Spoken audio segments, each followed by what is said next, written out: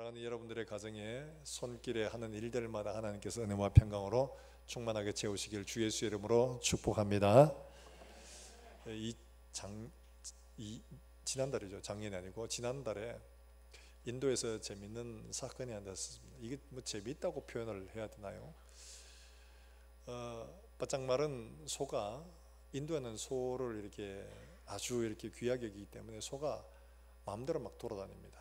근데 이 소가 돌아다니다가 차와 부딪혀 교통사고가 난 거예요. 그래서 차와 교통사고 나가 차도 물론 부서졌지만은 얘가 쓰러졌습니다. 배짱 말랐으니까 위기가 왔겠죠. 그래서 얼른 병원으로 데리고 와서, 그래서 이제 보니까 이 소는 배짱 말랐는데 배는 뻥파 이런 거예요. 그래서 뭔가 있겠구나 이래서 보니까 이 소가 임신을 하고 있었습니다. 그래서 얼른 배를 갈라가지고 소를 이제 새끼를 끄집어냈죠. 끄집어내고 보니까 소가 이제 사상을 했어요. 새끼가 죽었어요. 그리고 그래도 배가 불러가지고 위를 열어보니까 그 위에서 쓰레기가 나오는데, 쓰레기가 얼마나 많이 나오는지 쓰레기 무게가 71kg이나 나오더랍니다. 비닐, 깨진 병, 유리 조각 뿐만 아니고 뭐 쇠조각도 나오고 나사도 나오고 하여튼 이래가지고 쓰레기가 71kg. 위가 소는 4개나 됩니다. 혹위, 주름위, 겹주름위 이래가지고 4개나 되는데, 이걸 암만 씹어도 이게 소화가 안 되는 거예요. 그러니까 배는 팡팡한데 영양실조라 가지고 송아지도 죽었고 어미소도 야위어진 거죠. 죽었어요. 결국 3일 만에 죽었답니다. 안타까운 이야기죠. 인도에서는 소를 굉장히 이렇게 신성시하고 우상시합니다. 그래서 소에게 뭐 이렇게 길거리에 돌아다니기만 하면 막 소에 공양하듯이 뭐 이렇게 막 음식도 주고 먹는 것도 주고 이러는데, 왜 이렇게 길게 돌아다니는 소가 많으냐? 집에서 키우다가 이제 주인들이 소를 이제 더 이상 못 키우면, 우리나라에서는 뭐 도살을 하지 않습니까? 소고기도 먹고 이러는데 인도에서는 소를 못 죽입니다. 그러다 보니까 소를 그냥 이렇게 내버리는 거예요. 내버리면 얘들이 밖에 나가서 이제 뭐하냐? 뭐 주인이 밥을 주는 게 아니니까 이렇게 돌아다니면서 이제 주변 사람들에게 가서 기웃기웃거리면 밥을 얻어먹고 그렇게 하는데, 그도 저도 없으면 하도 돌아다니면서 이 소가 많으니까 길거리에 쓰레기를 먹는 거예요. 포장했던 것 이런 거 버리면 그 냄새가 나잖아요. 그 냄새가 나니까 그것도 먹는 건가 싶어가지고 플라스틱도 그냥 먹고 비닐도 먹고 막 이렇게 먹은 거예요. 그래가지고 이렇게 된 거예요. 이렇게 버려져서 이렇게 죽는 소가 해마다 얼마 되냐? 해마다 한 1000마리 정도가 된답니다. 참 어마한 양이죠. 이 일들이 인도에서만 그런 게 아니고 사실 전 세계적으로 사실 다 그러고 있습니다. 동물원에서 여러분 행운의 동전 이래가지고 뭐 던지고 해보셨죠? 그 동그란 데 그거 딱 던져가지고 올려놓으면 뭐 행운이 따른다고 이래가지고 동전 던지고 하는데, 거기 아무 동물이 없느냐 하니까 옛날에는 물개도 살았고 이래요. 그래서 물개가 시름시름 앓고 이래가지고 이게 왜 이러냐 봤더니만은 물개가 다른 아픈 데도 없어 보이는데 그렇게 자꾸 가는 거예요. 그래서 배를 열어보니까 동전이 세상에 얼마나 많이 늘었는지 이만큼 나오네.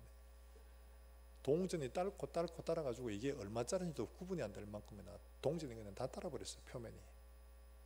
생각을 해보세요. 위가 계속 움직일 때마다 얼마나 힘들었겠어요. 저도 이거 이상하게 배는 부른데 소화는 잘 안 되고 그냥 뭐 무겁고 위벽은 다 헐고 결국 그렇게 죽는 거죠.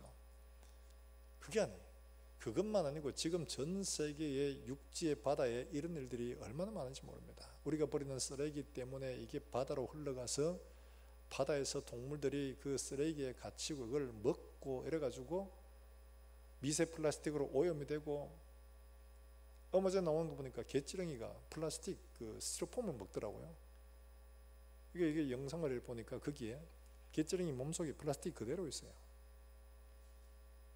물고기를 잡아가지고 해부를 해보니까 물고기 뱃속에 세상에 플라스틱 쪼가리들이 막 나오는 거예요. 이게 먹고 돌고 우리가 또 먹고 우리에게 오고 결국에는 우리에게 돌아오는 거죠. 이렇게 많이 죽는 생물들이 많이 있습니다. 먹어야 될 것 먹지 않고 먹지 말아야 될 것 분간하지 못하고 먹다가 결국에는 이런 일들이 있죠. 전 세계에서 가장 깊다고 말하는 마리아나 해구가 있습니다. 태평양에. 10,000m가 넘습니다. 에베레스트 산을 뒤집어 엎어가 갖다 꽂아도 모자랍니다. 그 깊은 바닷속에 비닐, 플라스틱 쪼가리가 깔아앉아 있더라고요. 오염이 상당히 심각합니다. 이런 일을 보면서 우리가 환경오염에 대해서 더 심각하게 경고를 받기도 하지만, 반면에 동물만 그런 것이 아니라 인간도 먹지 말아야 될 것들을 먹고 죽어가는 경우가 참 많이 있죠. 우리는 지금 잘 모릅니다. 그냥 건강하게 내 살고 있으니까 아무 문제 없으리라 생각하지만, 하나님이 보실 때 인간은 먹지 말아야 될 것 먹고 지금도 죽어가고 있는 사람이 너무 많은 거예요. 하나님이 주시는 참된 생명의 양식이 아니라 세상에 잠깐 배부르고 잠깐 우리가 이 땅에 사는 동안에 필요한 것들만 먹다가 영원한 생명을 놓치는 수많은 안타까운 인생들이 많은 거죠. 우리가 살아가는 동안에 우리 인생이 얼마나 살게 될까? 지금은 100세 시대라고 말하고 있잖아요. 100세 시대라고 말하는데, 통계로 보니까 재작년이죠. 그때 보니까 이렇게 나와 있더라고요. 65세까지는 사람들이 대체로 다 건강에 산답니다. 65세까지. 그러고는 남자는 15년, 여자는 20년 병치레하다가 세상을 떠난답니다.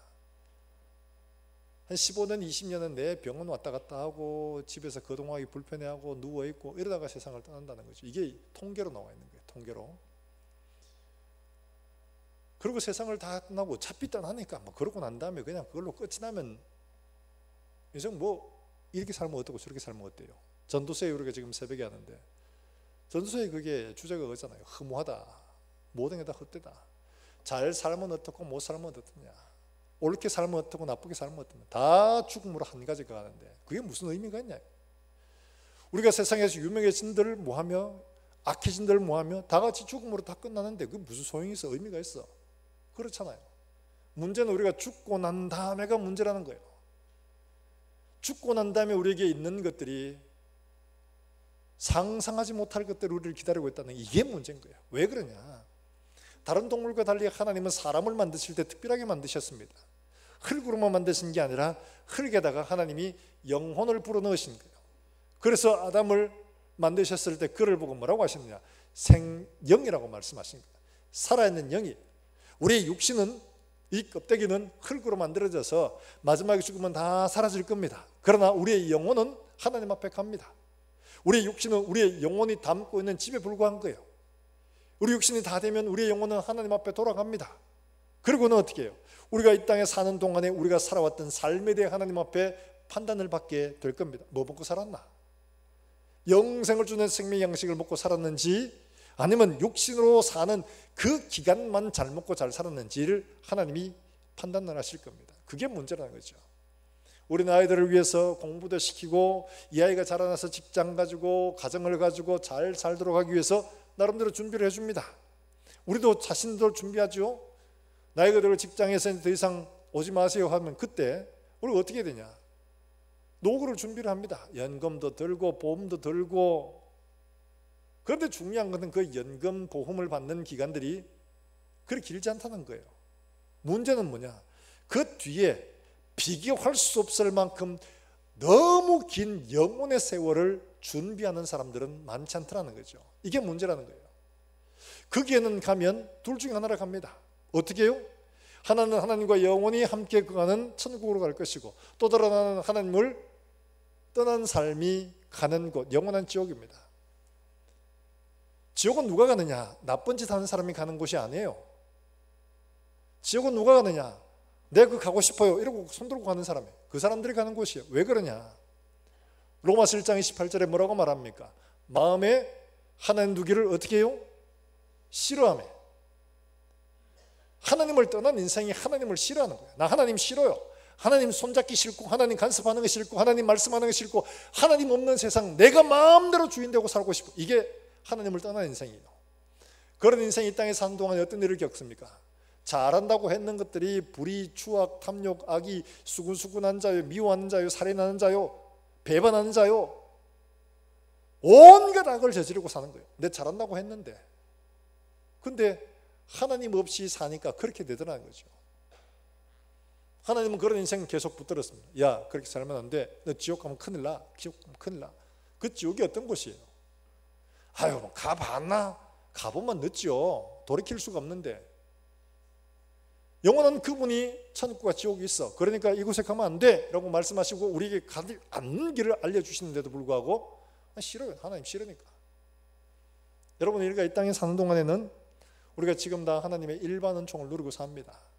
햇빛과 물과 바람과 비와, 이거 다 하나님이 거저 주시는 선물입니다. 내가 뭐 돈 주고 샀나요? 내가 노력해서 얻었나요? 하나님이 다 거저 주시는 은혜입니다. 이 햇빛과 물과 공기와 이런 모든 것들은 하나님이 악인에게나 선한 사람에게나 믿음으로 사는 사람에게나 그렇지 않은 사람에게나 착한 사람에게나 못된 사람에게나 예쁜 사람에게나 못생긴 사람에게나 다 똑같이 하나님이 주십니다. 이거를 일반 은총이라고 말합니다. 그런데요, 하나님을 싫어하는 사람이 나 하나님 싫어요, 나 하나님 싫어, 하나님 싫으니까 하나님 없는 곳으로 갈래요, 이렇게 가는, 거기에 하나님이 없는 곳이 지옥인데 그곳에는 어떤 곳이냐? 우리 잘 알지요? 부자와 나사로 이야기에서 예수님이 비유로 말씀하시는 그 비유 가운데 유일하게 사람 이름이 실명으로 거론되는 게 이 비유입니다. 실제란 이야기죠. 그 부자가 자기가 원하는 걸 다 받고 살았어요. 이 사람은 유대인이에요? 아브라함의 후손이에요? 유대교를 믿었어요? 율법을 지켜요? 금식해요? 헌신해요? 봉사해요? 구제해요? 기도해요? 다 합니다. 그런데 이 사람은 지옥 갔어요. 잘못됐다는 이야기죠. 유대인이라도 하나님을 싫어하는 사람이 있는 거예요. 내가 원하는 대로 믿고 내가 원하는 대로 살겠다는 사람이에요. 이 사람이 요구하잖아요. 아버지 아브라함이요, 여기서 너무 뜨거워서 고민되니까 나사로를 보내가 이 손끝에 물 한 방울 딱 제시가 내 혀끝을 좀 서늘하게 해주시오. 물 한 방울, 한 바가지도 아니에요, 한 컵도 아니에요, 한 방울 한 방울. 그 한 방울을 요청하는데 아브라함이 웬만하면 좀 들어주죠. 야, 물 한 방울이 뭐고 그래가 되겠나, 물 한 컵, 아유 그까 되겠나, 한 바가지 내줄게, 이렇게 주지 않습니다. 여기서 거리로 건너갈 수도 없고 거기서 이리 올 수도 없다. 너는 이 땅에 사는 동안에 네가 좋은 거 다 받았잖아. 이게 무슨 말이에요? 그는 어떻게 믿은 거냐? 하나님을 믿으면서 자기가 원하는 거, 이 땅에 속한 것만 구한 거예요. 그러니까 그걸 다 받았어요. 나사로는 그걸 못 받았어요. 뭘 구했는 게? 영원한 나라 구한 거. 그러니까 그걸 받고 있는 거예요. 그러면서 그 물 한 방울도 허락되지 않습니다. 그게 지옥입니다. 달리 말하면 하나님이 일반 은총, 지금 우리가 착하거나 안 착하거나 누구에게나 골고루 주시는 일반 은총, 그 물 한 방울의 은혜도 없는 완전한 악과 고통만 있는 곳이 지옥이라는 거예요.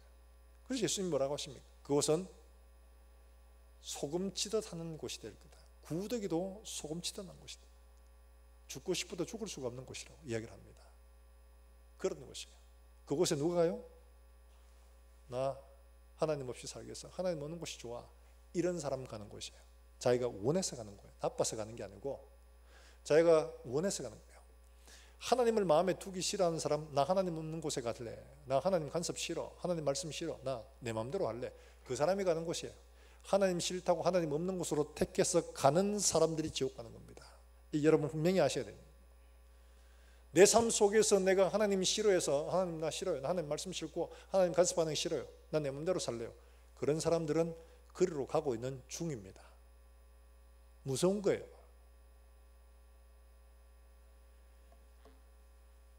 인생이 이렇게 둘 중에 하나를 갈 수밖에 없습니다. 다른 곳은 없습니다. 천주교에서 말하는 연옥, 그런 거 없습니다. 둘 중에 하나입니다. 하나님은 분명히 둘 중에 하나라고 말하고 있어요. 둘 중에 하나. 이곳을 가지 않도록 하기 위해 하나님은 어떤 일을 하셨느냐? 부르고 불렀는데 오지 않는 겁니다. 그러니까 하나님 어떻게 하시냐? 마지막으로 살릴 수 있는 길, 내 아들을 너에게 보내주마. 너희의 죄의 값을 내 아들이 대신 다 치르고, 너희가 치르면 죽으니까 안 되니까 대신 너희의 죄의 값을 치렀다는 것을 너희가 마음으로 믿으면, 입으로 고백하면 내가 너희에게 예수님이 이루어놓은 이 모든 의를 내가 다 의롭다고 해주겠다, 이렇게 말합니다. 공짜야, 공짜. 이걸 믿음으로 받는다는 거죠. 믿음으로 받는다고 하니까 야, 믿음으로 받으면 뭐 그전에 그거 뭐 믿기만 하면 되는 거 아니야? 믿기만 하면. 여러분 착각하면 안 됩니다. 중세에 가장 부패했을 때가 어쩌냐 하면 바로 면죄부가 그 정점에 있잖아요. 면죄부가 뭡니까? 면죄부가 바로 이런 거잖아요. 내가 돈 주고 면죄부를 사면 그 돈을 딱 사서 그게 헌금함에 딱 넣는 순간, 동전이 땡그랑하고 떨어지는 순간 지옥에 있던, 연옥에 있던 이 영혼들이 죄를 용서받고 천국으로 휙 하고 간다는 바로 그런 거잖아요. 너무 쉽게 예수 믿고 너무 쉽게 신앙생활하고 너무 쉽게 구원받는 바로 그게 면죄부예요. 지금 똑같은 일이 벌어지고 있습니다. 믿으면 되잖아. 믿으면 되잖아. 믿기만 하면 되잖아. 내 믿는다고. 그러고 있는 사람들이 너무 많은 거예요. 믿음이라는 것은 지적인 동의, 마음으로 동의하는 것에 그치지 않습니다. 자칫하면 면죄부 됩니다. 그게 아니에요. 주님이 오늘 말씀하시는 것은 뭐냐? 지금 오병이의 기적을 베푸시고 난 다음에 그라사 지방으로 가서 미친 사람 고치고 다시 돌아옵니다. 오병이어를 베푸실 때에 사람들이 열광을 했습니다. 우와, 병을 고치는 것은 가끔씩 봤는데 보리떡 5개하고 물고기 2마리로 5,000명 남자만 합치면 대략 한 2만 명을 먹일 수 있는, 이거는 사람이 할 일이 아니다. 이거는 사람이 할 수 없는 일이다. 예수님을 왕으로 삼으면 와, 이거 막 대박이다. 이거 진짜로 일할 필요도 없고 로마로부터 해방되는 것도 시간 문제고, 이러니까 예수님을 왕 삼아야 돼. 이러고는 구름대처럼 예수님께 몰려드는 거예요. 예수님은 그들에게 말씀하십니다. 뭐라고 말씀하시냐? 너희가 먹고 죽을 양식을 위해 일하지 말고 영생하도록 있을 양식을 위해 일하라. 그 이야기를 말씀하시는 거예요. 사랑하는 여러분들, 그 이야기를 하시면서 내 살과 피를 먹어야 된다, 굳이 이런 끔찍한 표현을 하셔야 될 이유가 있을까요? 왜 이런 이야기를 하시느냐? 단지 지적인 동의, 내가 알고 있다, 내 마음으로 동의한다, 이런다고 구원받는 게 아니라는 거예요. 먹는 것은 먹으면 반드시 어떻게 되는 겁니까? 내 몸에 살과 피가 됩니다. 달리 말하면 예수를 믿는다고 말하면 예수님의 말씀, 예수님의 삶이 내 속에 들어와서 예수로 말미암아 사는 삶이 되는 걸 말하는 거예요. 그거 안 되면 예수를 믿는 거 아니라는 거예요. 그렇기 때문에 예수님이 끔찍하게 보이는 내 살과 피를 먹어야 된다, 이렇게까지 말씀하신 이유가 그게 있는 거예요. 많은 사람들이 너무 쉽게 예수를 믿으려고 하는 거예요. 예수 믿는 거 난 믿어. 부활 믿고 예수님 살아계신 거 믿고 하나님 아들이신 거 믿고 십자가 죽으신 거 믿고 난 믿으니까 천국 갈 수 있지. 그리고 삶은 이거하고 전혀 상관없이 사는 사람, 이런 사람들이 너무 많이 있습니다. 그래서 주님은 살과 피를 먹어야 된다. 먹어야 된다. 먹는 사람이 예수로 말미암아 사는 사람이다. 이게 믿는 거다라고 말씀하고 있는 거예요. 사랑하는 여러분들, 오늘 우리에게 이 예식을 예수님께서 성찬식, 마지막 잡혀서 십자가 지시기 전날 밤에 그들에게 구체적으로 이 일들을 한 번 더 하십니다. 오늘 말씀을 하시고 하시는데, 그때 그들에게 말하자면 두 번이죠. 이 일들을 하신 이유가 어디 있을까? 제자들 중에도 그렇게 믿지 않는 사람들이 있었기 때문에 진짜 참으로 영생을 얻는 그 길을 어떻게 해야 되느냐 하는 것들을 우리에게 가르치기 위함이에요. 우리가 혹시 예수 믿는다고 하면서 우리도 자칫하면 예수님을 쫓아왔던 이 수많은 사람처럼 예수를 믿을 수도 있습니다. 나도 잘 모르는 사이에 그럴 수 있습니다. 그래서 주님은 이 일들을 우리에게 가르치는 거예요. 먼저 뭐라고 말씀하시느냐? 50절 말씀에 뭐라고 하십니까? 우리 같이 한번 읽어볼까요? 먼저 한번 같이 읽어봅니다. 50절입니다. 시작. 이는 하늘에서 내려오는 떡이니 사람으로 하여금 먹고 죽지 아니하게 하려는 것이니라. 하늘에서 내려온 떡을 먹으라는 이야기죠. 달리 말하면 살리는 양식, 이거 먹으라는 거예요. 살리는 양식, 죽는 양식 말고 살리는 양식.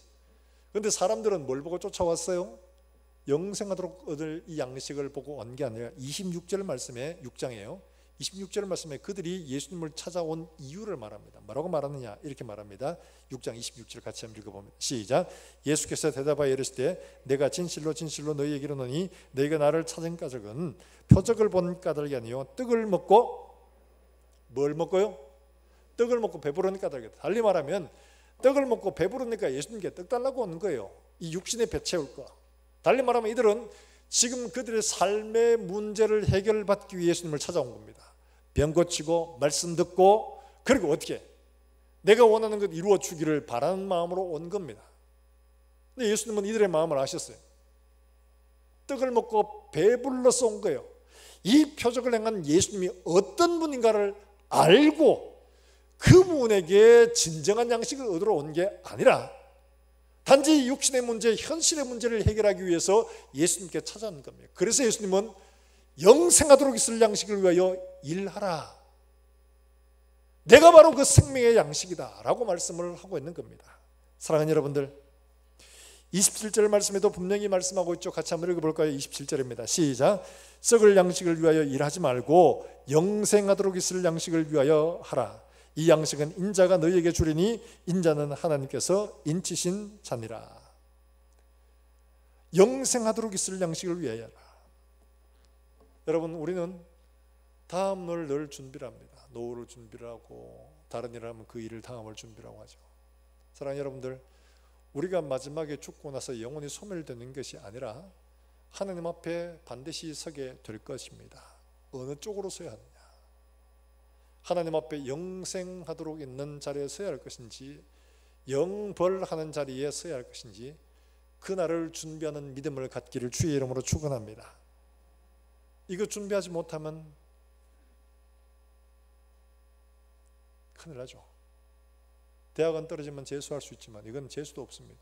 두 번 다시 기회가 없습니다. 한 번 지나가면 끝입니다.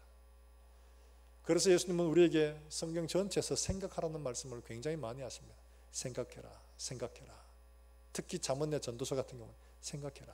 인생이 어떤지를 생각해라. 너희는 풀과 같다. 생각해라. 순간이다. 생각해라. 여러분, 오늘 우리에게 주시는 말씀처럼 우리가 하나님 앞에 이러한 진리를 바로 생각해서 나는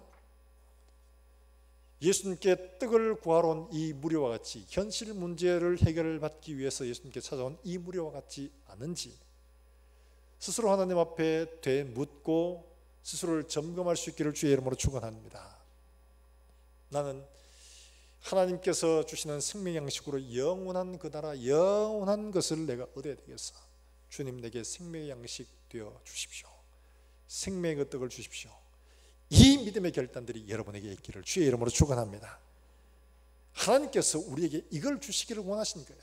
그러니까 하나님은 우리에게 계속해서 이걸 말씀하시는데 듣는 귀가 없는 사람들은 계속 눈에 보이는 떡밖에 보이는 게 없는 거예요. 우리 마음속에 우리의 사는 동안에 영혼을 준비하여 하나님 앞에 설 때 기쁨으로 설 수 있는 우리 모든 성도들 되시기를 주의 이름으로 축원합니다.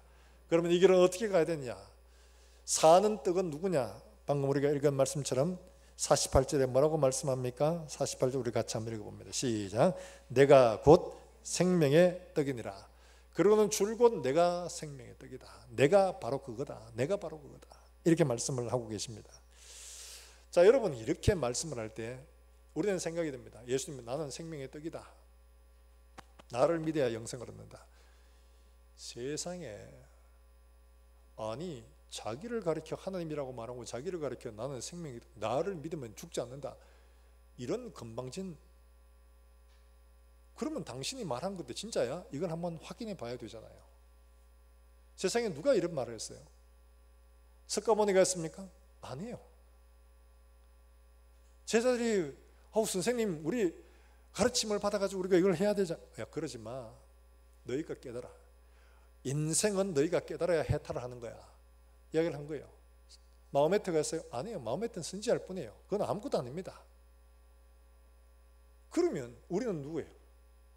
예수님이 말씀하신 것처럼 내가 바로 그다. 내가 생명의 떡이다. 나를 믿어야 된다. 내 말을 먹어야 된다. 그래야지만이 너희가 산다. 예수님은 우리에게 직접 이렇게 말씀을 하신 거예요. 그가 생명의 떡이냐? 맞냐 안 맞냐? 확인해 봐야 되죠. 예수님의 생명의 떡인 것은 그가 죄의 문제를 해결하신 분이시기 때문에 생명의 떡인 겁니다. 인생의 문제, 생명을 주는 영생하도록 있는 양식은 죄의 문제를 가지고는 결코 할 수가 없습니다. 죄의 문제를 가장 먼저 해결해야 됩니다.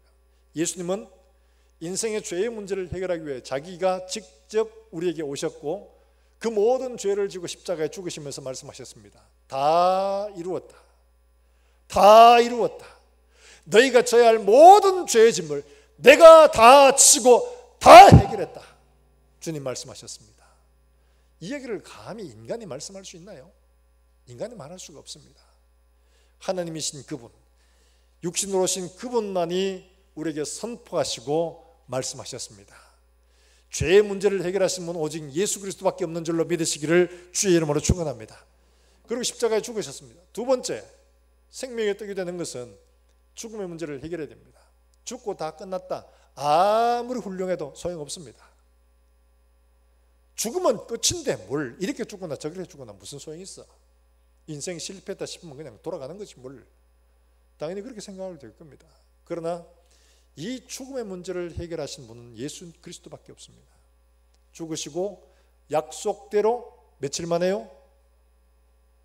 잘 몰라요. 며칠 만에? 3일 만에 다시 살아나셨습니다. 할렐루야. 음부의 권세가 그를 가두지 못한 거예요. 하나님이 그를 살리셨어요. 죽음에 매여 있을 수 없기 때문에. 생명의 떡은 다른 사람도 이렇게 살아날 것이라는 것을 보여줘야 됩니다. 그래서 예수님은 먼저 죽음에서 일어나시고 너희도 이와 같이 내가 첫 열매이니 내게 붙어있는 모든 사람은 나와 같이 부활을 하게 될 것이다. 우리에게 보여주셨습니다. 그래서 우리가 죽음을 두려워하지 않는 것은 예수님의 부활을 보고 우리도 저와 같이 다시 살 것을 믿기 때문에 죽음을 넘어서는 믿음을 가질 수가 있는 거예요. 초대교회 많은 성도들이 수많은 핍박 속에서 그 어려움 속에서 죽음을 전혀 두려워하지 않습니다. 이방인들이 뭐라고 하느냐, 저 사람들은 도대체 어떻게 해서 저런 담대함이 있을 수 있을까? 이방 쪽 교회는 죽음의 문제를 해결하지 않습니다. 예수님만이, 기독교만이 이상하게 죽음의 문제를 해결하는 거예요. 죽음을 두려워하잖아. 우리에게는 부활의 소망이 있으니까, 다시 살아날 것이 있으니까, 예수님이 우리에게 보여주셨으니까 이 믿음을 가지고 있다는 거죠. 그러니까 그들이 두려워하는 거예요. 저렇게 핍박받고 어려운데도 불구하고 어떻게 저걸 이겨내나? 자기 자식이 사자가 그걸 아들을 먹고 있음에도 불구하고 전혀 두려워하지 않는, 여러분 이런 믿음이 어디에서 나오겠습니까? 부활의 믿음 없이 이게 가능할까요? 자기의 생명을 내어주는 것, 부활의 소망 없이 가능하겠어요? 예수님은 우리에게 이와 같이 부활의 살아있는 소망을 주신 줄로 믿으시기를 주의 이름으로 축원합니다. 뿐만 아니에요. 죽고 살아나고 그걸 끝이야. 그러면 나쁜 놈 죽었다가 나쁜 놈 나쁘게 다시 살면 그게 무슨 의미가 있나? 아무런 의미가 없죠. 생명의 떡은 반드시 변화시키는 능력이 있어야 됩니다. 죄인을 의인으로, 악인을 선한 사람으로, 고아를 하나님의 아들로 변화시키는 하나님의 능력이 있어야 할 줄로 믿으시길 바랍니다. 예수님이 이 땅에 계실 때 그렇게 변화시켰습니다. 물을 포도주로 바꾸셨고, 병든 사람 고치셨고, 귀신 들린 사람 고쳐주셨고, 예수를 믿는 수많은 사람들이 고침을 받고 변화를 받았습니다. 예수 그리스도를 믿고 그의 살과 피를 먹는 사람은 변화될 줄 믿으시길 주의 이름으로 축원합니다. 변화 안 됐어. 그러면 그 사람 믿지 않는 겁니다. 예수 그리스도의 살과 피를 먹지 않은 사람입니다. 이건 제 말이 아니고 예수님의 말씀이고 하나님이 그렇게 판단하신다는 거예요. 나무는 뭘로 합니까? 생긴 거 보고 알아요? 아니죠. 뭘로 합니까? 열매로 하는 겁니다. 열매로. 생명의 열매, 변화의 열매가 없으면 그 나무 옳은 나무 아닌 거예요. 우리가 그리스도 예수에게 접붙임 받으면 우리는 그리스도 예수와 같은 은혜의 열매를 맺게 될 줄로 믿으시기를 주의 이름으로 축원합니다. 오늘 우리가 성찬에 참여하면서 이 성찬에서 내가 과연 무엇을 향해 가고 있는가를 생각하시길 바라고, 내가 과연 예수 그리스도의 생명의 그 살과 피를 먹고 내 삶이 이런 죽음을 이기는 부활의 소망과 내 삶이 변화되고 있는지를 점검하셔서 내 평생에 이와 같이 주님을 섬기고 살겠습니다 하는 이런 결단이 있기를 주의 이름으로 축원합니다. 그런 시간 되기를 주의 이름으로 축원합니다.